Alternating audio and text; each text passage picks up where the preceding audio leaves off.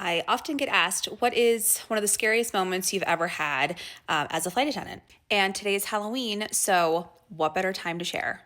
This is back in my commercial flight attendant days. I was a commercial flight attendant for 5 years before I became a private jet flight attendant. And we were taking off. We were in Little Rock, Arkansas, and I smelled something like a fire. I was in number one position, so I asked the girl next to me, "Do you smell that?" She said no.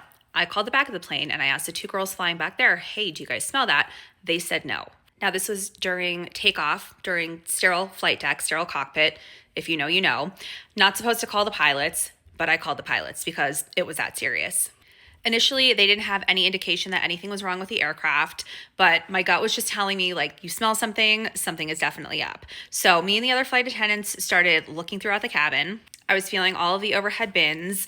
I took my shoes off on an airplane, but I needed to feel the heat, if there was any heat coming from the floor. And pretty quickly, my pilots rang the back of the plane and said, "Sit down, we are diverting."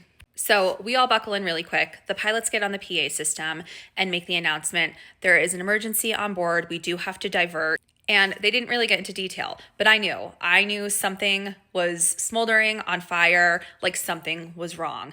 And I'm sitting in the front of the plane and there's like 200 people staring at me and I'm trying to be cool. It was quick. I don't know how long it took. It felt like forever, but the plane was flying and descending very quickly. And as we landed, the pilot said, "Fire trucks are going to meet the plane. Listen to flight attendant instruction." So I am still here to talk about it. We evacuated the airplane. All that to say, I don't think I'm going to be very spooked this Halloween because that was one of the scariest situations I've ever been in.